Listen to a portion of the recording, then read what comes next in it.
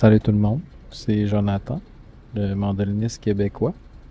Donc, je suis rendu dans le train vers Chicago. Il est à peu près 8 heures du soir. Ça s'est fait vraiment relax. Je suis arrivé, il pleuvait un peu. Je me suis promené dans la ville. C'est vraiment le train, c'est vraiment voyager sans le stress. Là, on peut dire que c'était assez peinard.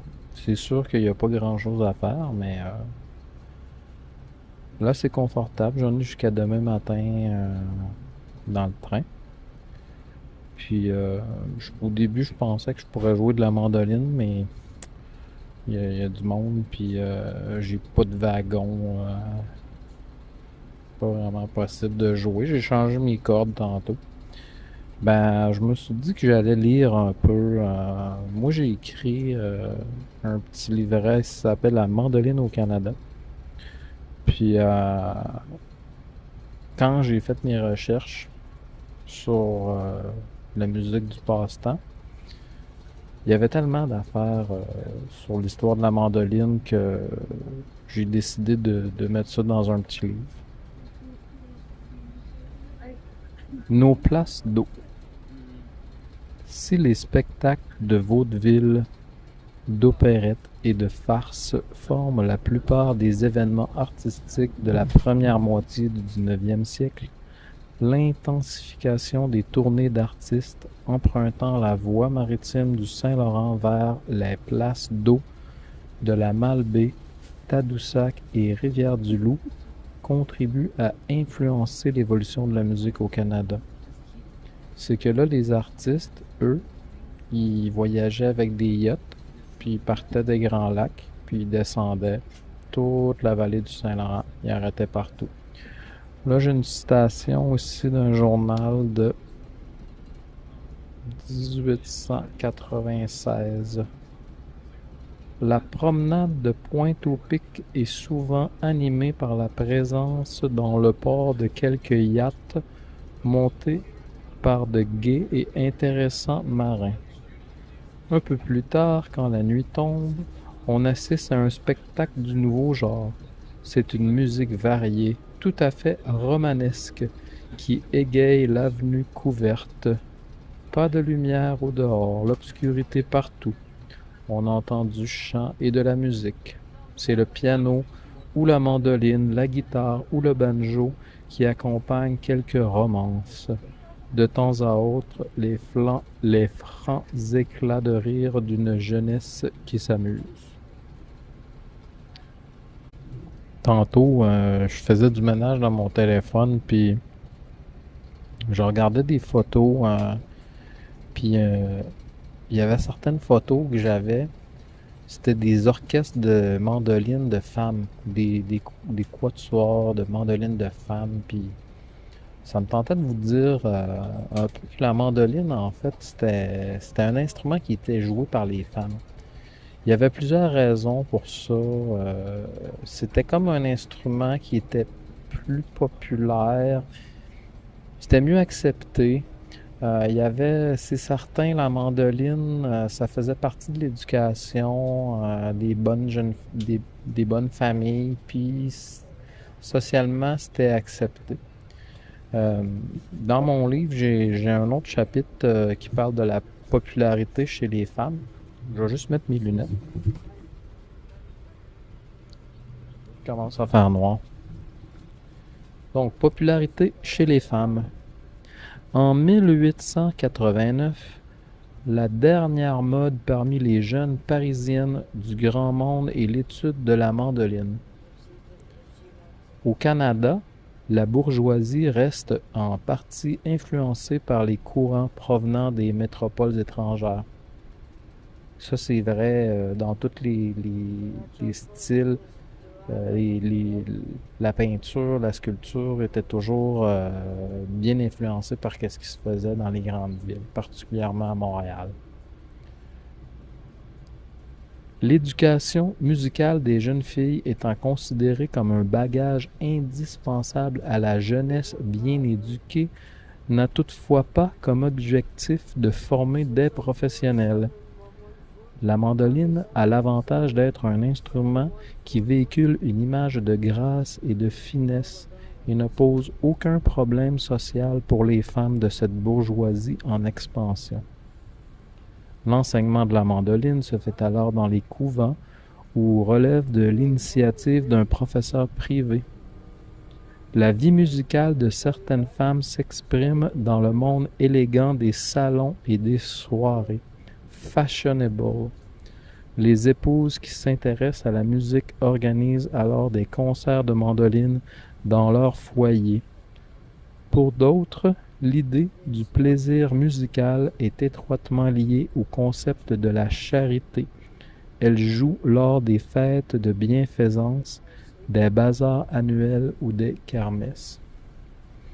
Donc le terme fashionable, c'était un terme à la mode et qui était utilisé, on disait par exemple ici, gants de Suède mousquetaires en nuances fashionable pour le bal ou l'opéra. Donc ça, c'était dans un journal de 1889. Aussi une autre citation d'un journal de la même année, les sièges se sont réservés avec rapidité hier chez l'éditeur de musique A. Lavigne. Lui, c'est un éditeur à Québec. Cela fait présager que la visite du Boston idéal à Québec sera saluée par un auditoire nombreux et fashionable. Donc, le Boston idéal, ça, c'était un groupe qui venait de Boston. C'était un groupe pionnier américain. Il y avait des joueurs de banjo là-dedans, des joueurs de guitare. C'était un des premiers ensembles de banjo et de mandoline aux États-Unis. Donc, il était venu à Québec, puis ça avait pogné. Une autre affaire que je pensais aujourd'hui en conduisant, je me disais que qu'est-ce que je fais sur Facebook, là, puis sur YouTube, whatever, ça a toujours existé, tu sais. Dans le temps, les gens utilisaient les journaux pour parler d'eux, puis parler de qu'est-ce qu'ils faisaient, puis t'avais toujours des colonnes qui te parlaient d'un tel, qu'est-ce qu'il avait fait de son samedi, puis il avait reçu ses amis, puis il avait mangé des huîtres, puis là, ils font l'éloge de Monsieur Duclos, Monsieur un tel. Quand tu regardes les vieux journaux, la vie de la société était écrite dans le journal. Tu sais, maintenant, on voit ça sur Facebook, sur Instagram, mais il y a 125 ans, c'était écrit dans le journal. Puis, il y a un grand mandoliniste qui est arrivé au Canada. Il s'appelle Camilo D'Alessio. Lui, c'est un globe-trotteur. Puis, c'est drôle, son histoire. Quand on lit les journaux, c'est qu'il a rencontré deux Québécois qui voulaient traverser, je pense, l'Europe en montgolfière. En tout cas, deux hurluberlus. Finalement, ils n'ont jamais réussi. Mais là, quand il arrive d'Alessio au Canada, il donne des nouvelles aux journalistes des deux Québécois en montgolfière, tu sais. Puis, fait que qu'est-ce qu'il fait, lui, d'Alessio? C'était un grand virtuose, tu sais, puis probablement qu'il s'était fait dire, va au Canada, tu vas voir, il aime ça la mandoline, puis tu sais, c'était en 1904, fait que ça faisait déjà quelques années, il cherchait, tu sais, il voulait voyager. Fait que ça, c'est le chapitre sur le grand mandoliniste, je vais vous le lire. Un après-midi de novembre 1904, un jeune globe-trotteur mandoliniste, vêtu avec élégance, fait son apparition dans les bureaux de la presse à Montréal. Il propose au rédacteur en chef de parcourir les pages de son album composé d'articles très élogieux à son sujet et découpés dans des journaux anglais, français, italiens et africains. Donc lui, il transportait un genre de scrapbook là, avec des photos et des articles de ce qu'il avait fait. Là. Du même coup, il les informe qu'il sera prochainement en concert au Théâtre Français et qu'il interprétera la Rhapsodie hongroise numéro 2 de Franz Liszt. C'est D'Alessio, il s'est tout de suite mis ami avec les meilleurs musiciens en arrivant, donc il était exceptionnel. Donc lui, c'était ça. C'est le Seigneur Camillo D'Alessio et sans doute un des plus éblouissants mandolinistes qui ait vécu au Canada. Un soir de 1905 au Carn Hall, il interprète l'ouverture du poète et paysan de Franz von Suppé et, en compagnie du pianiste Jean Clossé, il révèle ses talents de virtuose. Le musicien napolitain demeure à Montréal jusqu'en 1914 et participe activement à la vie de la collectivité. Il dirige le McGill Glee Mandolin Club et prend part comme premier violon au sein de l'Orchestre symphonique de Montréal, alors dirigé par Joseph J. Goulet. Il fonde son orchestre Estudiantina dans une formule composée de première et seconde mandoline et de guitare. L'orchestre donne un concert à la Galerie des Arts et les critiques s'accordent pour dire qu'ils n'ont jamais entendu pareille musique. Citation.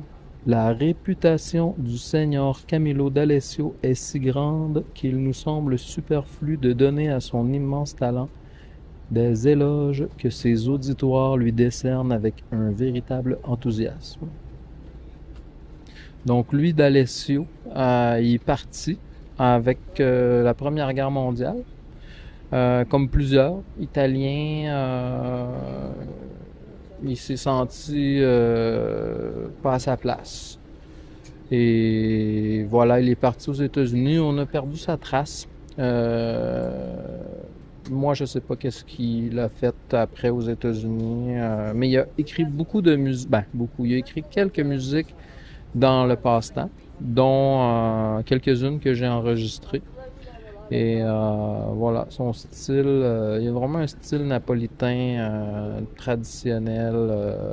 C'est vraiment exceptionnel là, d'avoir eu Camillo D'Alessio qui est passé à Montréal pendant ces années-là. Il y a des très belles photos aussi de son orchestre que j'ai mis sur mon site. Donc, fait que c'est pas mal ça pour asseoir. Moi, c'est relax, là. Je pense que je vais vous souhaiter une bonne soirée, puis je vais vous dire à demain. Bye.